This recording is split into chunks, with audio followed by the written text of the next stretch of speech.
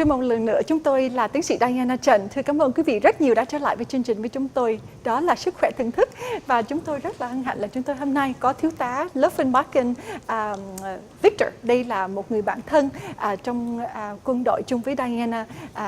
Thưa quý vị biết là Diana đang vừa đi lính cho United States Navy và thiếu tá đây là một người bạn thân, và hôm nay Diana mời thiếu tá đến đây để mà chia sẻ một cái đề tài rất là hấp dẫn mà Diana rất là hân hạnh là chia sẻ cái đề tài này.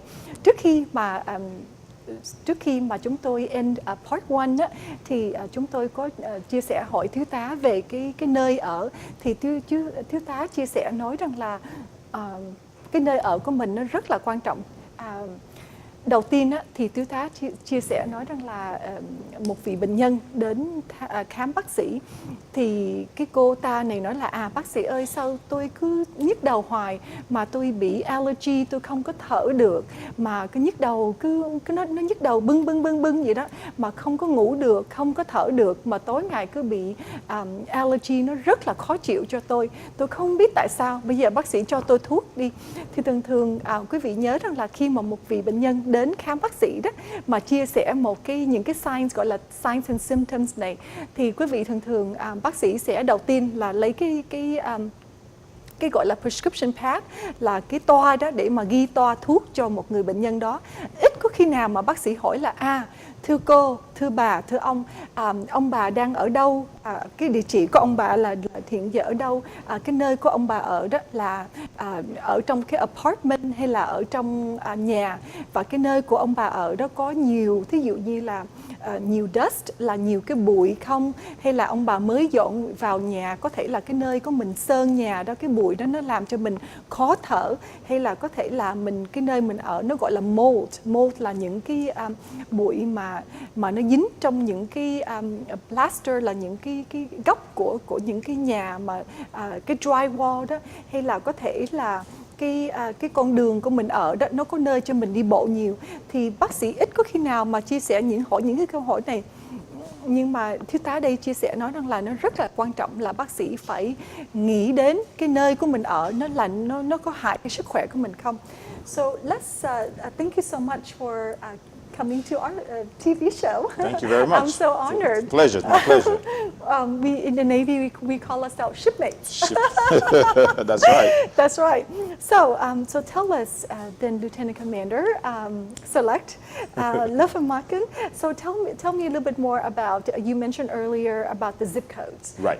Could you list for us the because Houston is so big. I mean, Right. when you go from one end of Houston to the other Houston, sometimes I would tell folks like, we train or we are down in Ellingtonville. Right. And some of them ask me, Ellingtonville, where is that? Right. Where is that? Is that another state? Absolutely. Or It's another country. I know. Exactly. And I would have to tell them, it's close to Clear Lake. It's, you pass 45. And I said, right there, Right. And they didn't even know where Ellingtonville is. So Right. can you imagine all of the areas that each of us live? Absolutely. I mean, we're known as Houston, Right. but the subsidiaries of neighborhoods that are Absolutely. within Houston, Absolutely. most folks are not aware of. So share with us about, because I know you've done some research on this. Absolutely. So first of all, let me say my Vietnamese is getting better. Just Yes. sitting next to you, I'm picking up all these little new Vietnamese words. So I'm getting better at it. Thank you. Well, you did, because you did say ciao. I said Jao, yeah. So I learned Vietnamese in university. Of course, a lot of Vietnamese students in University of Yes, Houston. excellent. Majority of my friends at the pre-med major were Vietnamese. So I learned it was Nguyen, not Nguyen, early on. So Good for you. Excellent job. yeah. So please. So absolutely. So as we mentioned earlier before we went on break, the zip code matters significantly to your healthcare, to your genetic code. And while I was doing this research a few months back, I highlighted 10 healthiest subdivisions or neighborhoods or cities, sub-cities in the Houston area. And the number one, I'm going to start from number 10 and go to number 1, based on my personal research of researching the walk score, researching access to parks, trees, traffic, gun violence, a comprehensive research I put together. access to transportation, and so on. Missouri City, Texas, came up as number 10. Really? Yes, on my list. And then number 9 is the Woodlands, Texas. Obviously, the Woodlands have made great strides in building their neighborhoods to be a world-class neighborhood. Number 8 is Sugarland, Texas. If you ever drive around Sugarland, you see all those big trees covering the roads. Sugarland is very walkable. They have good access to medical care, good access to schools, Yes. to information, to technology. Yes. The next area is the West University in Houston, Texas. The West University area Yes. is my number 7. Yes. My number 6 is the River Oaks area in Houston, Texas. Number 5 is Katy, Texas. Almost everyone loves Katy. Yes. Katy is absolutely doing fantastic things, and they're bringing the Katy Medical Center there now. MD Anderson is going there. They're having a bustling medical area in Katy, Texas there. My number 4 is Pearland, Texas. My number 3 is the Rice Village, Texas. If you ever go to Rice Village, you will see why Rice Village is on top there as my number 3. My number 2 place to live in the Houston area is Bel Air, Texas.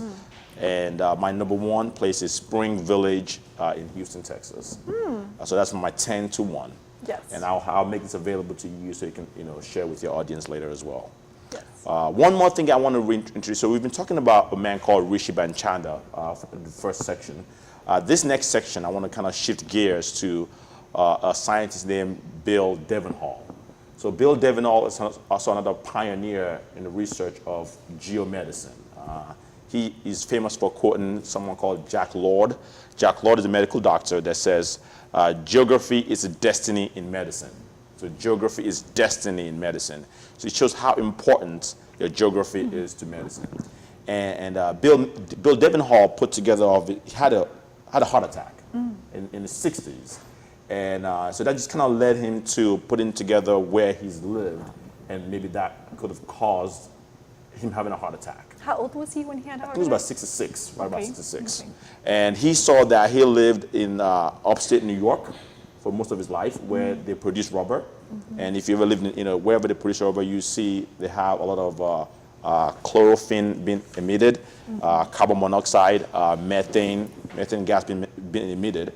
And then from Buffalo, New York, from the upstate New York, he moved down south, moved to Los Angeles, where they have one of the most dangerous levels of ozone, traffic congestion, gun violence, smog, and just basically just mapped out where he's lived over the past 40 years. And he saw that basically he was a prime candidate to have a heart attack, even sooner than 66. He was lucky to have escaped it that long. So that kind of shows how where we live impacts our health care. That led him to further research, and the EPA, Environmental Protection Agency, has come up with something they call the Toxic Release Inventory. And everyone can go out there and go to the EPA website and check what your toxic release inventory is. And they've made this available for the major areas around the entire United States. And basically this just kind of tells you, the amount of factories in your neighborhood, the amount of dangerous gases that are being emitted in your neighborhood, the amount, just things for you to watch out for. Yes. And then they release this annually.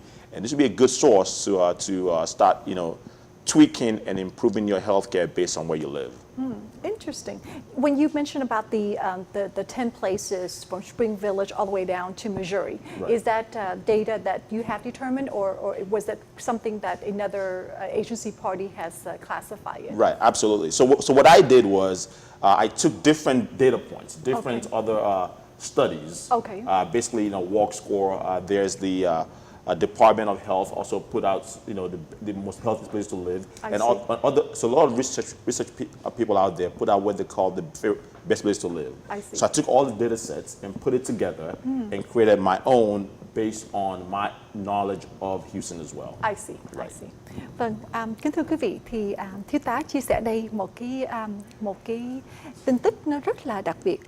Thiếu tá chia sẻ nói rằng là cái nơi của mình ở đó thì nó rất là quan trọng. Là tại sao? Là tại vì bây giờ thiếu tá nói thí dụ đi là những cái nơi thí dụ như là Missouri City nè, Woodlands, Sugarland, West University, River Oaks, Katy, Pearland, Rice Village, Bel Air và gọi là Spring Valley village. Thì những cái neighborhood này nè, thiếu tá nói rằng là nó rất tốt cho cái sức khỏe của mình.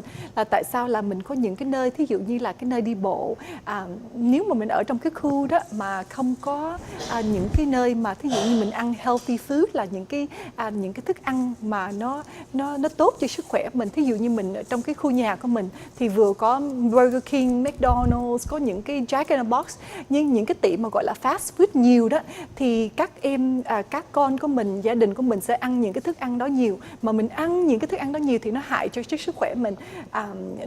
Cái quan trọng nhất nữa là thí dụ như con của mình ở những cái park thì các thiếu nhi đó có thể là chạy bộ, hay là có thể là đi xe đạp, có thể là đi thể thao, tập thể thao. Người lớn hay là các cụ, các ông bà có thể là đi bộ nhiều, cái sức khỏe nhiều, cái không khí mình thở nó vừa có các cây cối nhiều thì nó bông hoa nhiều, cái thăng cảnh đẹp thì nó làm cho cái sức khỏe của mình nó mạnh hơn. Mình có thể là mình không có bị pollution nhiều.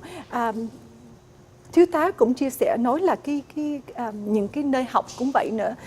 Tại vì nói là thí dụ như nếu mà các em đó học những cái nơi mà không có thí dụ như những cái trường mà nó không có chia sẻ, không có giúp cho các em ra ngoài trời nhiều khi nhiều cái trường nói là các em ở trong nhà, trong cái building trước đi học thí dụ như 8 tiếng mà ít cho các em ra ngoài chơi thì nó cũng hại cho sức khỏe cho các em cũng vậy nữa. Hay nữa rằng là thiếu tá chia sẻ nói là trước khi mà quý vị mua nhà đó, khuyến khích là quý vị nhớ tìm những cái trước khi mà quý vị mua nhà đi đến cái website gọi là EPA, là Environmental Protection Agency. Cái website này có cái gọi là tin tức nói về Toxic Release Inventory.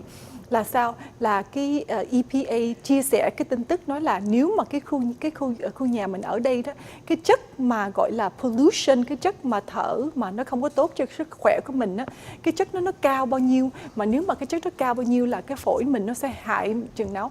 Mà khi mà hồi nãy giờ Diana chia sẻ nói là cái cơ thể của mình nó rất là quan trọng. Là quý vị biết khi mình thở mình bị allergy đó, không phải là từ mình bị allergy không, mà từ cái allergy đó nó có thể là gây đến mình bị gọi là pneumonia, hay là mình bị gọi là cancer mà về lungs, là bị ung thư, mà ung thư về phổi, mình bị asthma, là mình bị những cái bệnh mà các em trẻ, các thiếu nhi trẻ có thể là thường bị bệnh nhiều nếu mà mình ở trong những cái khu mà cái không khí nó không có tốt, nó bị độc đó quý vị. Vâng, thì hồi nãy thiếu tá chia sẻ những cái chất mà nó hại, thí dụ như là chlorophyll, methane, ozone layer, hay là những cái violence, for example.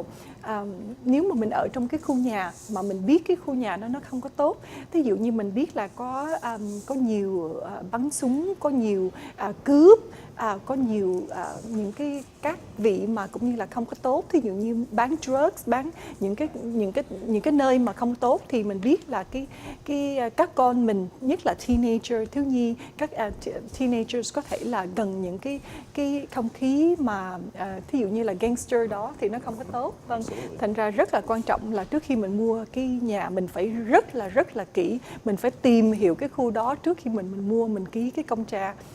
So let's elaborate more. Okay, absolutely. About, you mentioned the education, income, ethnicity, Right. Also the whether you are a college graduate Absolutely. versus a high school graduate, low communities, crime rate. So let's just elaborate more. So I'm glad you said that. That's a good segue to my next topic. So there's 3 data points I want to share with your audience. Yes. So the first one is, this is amazing. In the U.S., some people will tend to die approximately 20 years sooner than other people in the U.S., strictly based on their economy, on their education, their income, and where and how they live. Basically, 20 years. Wow. 20 years other than other Americans, just based on their income, where they live, and their education. Another thing is college graduates are expected to live 5 years longer than those who do not complete high school.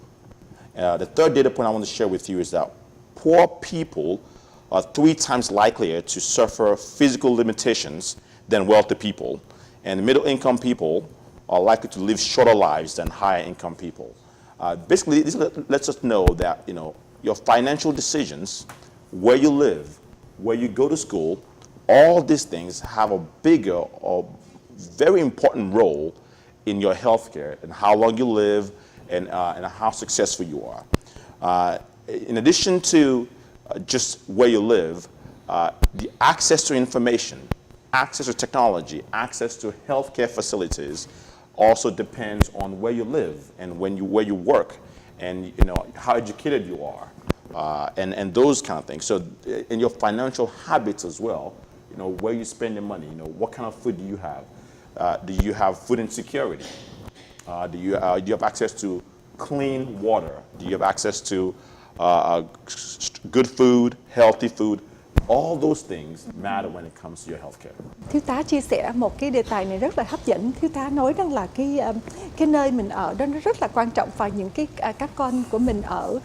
Thí dụ như bây giờ như vậy, nếu mà một vị ra trường đại học, nếu mà mình ra trường đại học thì mình có thể có dịp mình đi học, mình biết hiểu về những cái lớp mà các con em của mình đi học, thì khi mà mình đi học như vậy mình cái sự kiến thức của mình á, nó giúp cho mình có thể là sống lâu thêm là 5 năm và cái túi tiền cũng vậy nữa.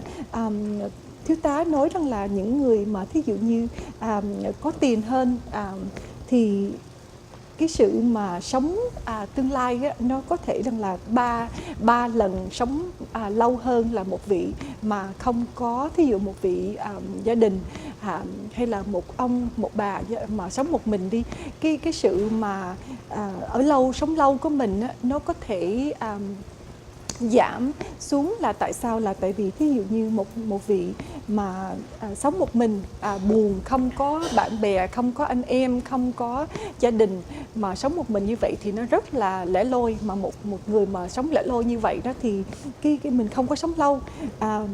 Mà cũng nói rằng là những cái thức ăn của mình cũng vậy nữa. Thí dụ như mình sống chung với gia đình thì mình có thể là cái cơ hội của mình ăn chung với gia đình nó ấm cúng hơn, mình có thể ăn những cái thức ăn nó healthy hơn, gia đình nấu ăn.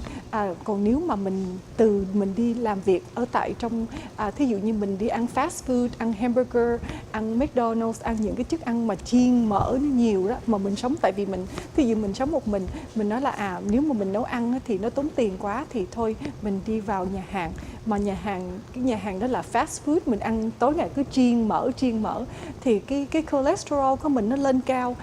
Mình ăn những cái thức ăn nhiều mà cái mỡ đó thì nó có thể làm cho mình hại cái tim của mình, hại máu của mình, hại cái cơ thể của mình. Nhiều khi mình không có cái cơ thể, cái bộ phận của mình nó không có được trong sạch như là một người mà thí dụ như có dịp ăn uống tốt, là ăn rau cải, đi exercise, đi tập thể dục, ăn những cái thức ăn fresh food, là những cái ăn tươi mà mình tự nấu ăn, mình không có bỏ những cái chất chemical, thì cái cơ hội của mình mà mình sống đó nó có thể lâu hơn. Vâng. So we have covered quite a bit. Is there anything that you would like to add? Well, I guess I can talk about just a few takeaways that I just want to kind of talk in the whole concept. So, I guess the most important takeaway is that healthcare begins at home, and healthcare ends perhaps at the hospital, at the doctor's office. Yes. That's not where it begins. Yes. I just want to just elaborate, just make sure that's clear that. When you go to the doctor's office and you're medicated, they're treating the symptoms. So what we need to focus on is what is causing those symptoms. Mm-hmm. So basically, and those generally is caused by what we have in our house or where we live. Yes. And those have a bigger impact on our healthcare than the medicines that we take. Yes. The scientists just noted that living and working conditions have more than twice the impact on our healthcare as our genetic code. Mm-hmm. In addition to that, living and working conditions have over 60% impact on preventable deaths.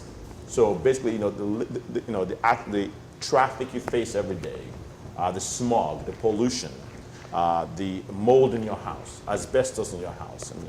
Those things have over 60% impact on, on how you live and how long you live. Yes. Kính thưa quý vị, thiếu tá đây chia sẻ nói rằng là cái nơi của mình ở nó rất là quan trọng. Thí dụ như hồi nãy mà chúng ta chia sẻ nói rằng là nếu mà mình mua một cái khu nhà đi, cái khu nhà mình thấy cái nhà nó sao đẹp quá, nó có cái duyên dễ thương quá, nhưng mà nếu mà mình tìm hiểu thì cái nhà đó thí dụ như nó có chất asbestos là cái chất mà nó không có tốt cho sức khỏe của mình, nó nằm ở trong cái behind cái wall, là behind cái tường đó quý vị, thì ra nó rất là hại cho sức khỏe của mình. Nên mình trước khi mà mình mua một cái khu nhà đó, mình phải quan trọng là mình đầu tiên là mình tìm một cái người agent, là real estate agent, mình tìm hiểu cái nơi đó có những cái nơi mình đi bộ, cái trường học có tốt không, cái nơi làm có bị traffic không, và hai nữa là mình phải quan trọng là mình phải nghĩ là cái khu nhà đó nó có bị gọi là bị toxic release inventory, là có những cái không khí mà air đó nó có hại cái sức khỏe của mình không. Đây là những cái chi tiết là mình phải rất là kỹ, mình phải đính chánh đến trước khi mà mình mua một cái nhà. Không phải là mình nhìn cái nhà mình nói thôi tốt quá, gần cái hãng xưởng thôi để mình mua liền. Không có nên, mình phải tìm hiểu rất kỹ trước khi mà mình mua một cái nhà đó. Vâng. Well, I am so excited. Is there anything else that you would like to add? I think we wrapped it up quite a bit. I think so. I mean, Yes. I can share my contact information if your audience wants Yes, to get yes, more information please. about Yes, this. yes. So I have a Facebook page. It's www.facebook.com/the real estate page. Okay. I send out weekly articles every other week articles about real estate, investments, financial decisions. And Diana gets that, and if any of your audience would like to get that on a weekly or bi-weekly basis, just let me know. Yes. I'll add them to the list. Like I said, I'm a real estate professional. I work with a company called Discovered Homes. We help people find and negotiate buying and selling of homes, help them get loans, basically help you from the cradle to grave aspect of real estate. Also, being that I'm in the real estate industry, I have access to a lot of other information. If you need help moving, if you need help with the handyman, I have access to all this information. Oh, really? Absolutely. I didn't know that. I don't do it, but I can. Of course, I have access to refer you out to someone that can help you. Oh, great. So I will definitely call on you. Absolutely, please do. It's my privilege. Thank you so much. So are you ready for PRT? Well, I've been running more now. Really? So yes, I joined the gym. for So because the you. one at home is not good enough, Yes. I joined the gym. But yes, I'm prepared for that. Absolutely. Good. Thank you so much. Thank you. Một lần nữa chúng tôi rất là hân hạnh là chúng tôi mời khách đây thì thiếu tá Lofinmakin, và chúng tôi cảm ơn quý vị rất là nhiều đã theo dõi chương trình của chúng tôi, và hy vọng là trong tương lai là chúng tôi sẽ được trở lại để mà thâu những cái cơ hội, những cái đề tài tiếp, và chúng tôi cảm ơn quý vị rất nhiều đã theo dõi chương trình VN TV 55.2. Chúc quý vị tràn đầy sức khỏe. Thưa kính chào quý vị.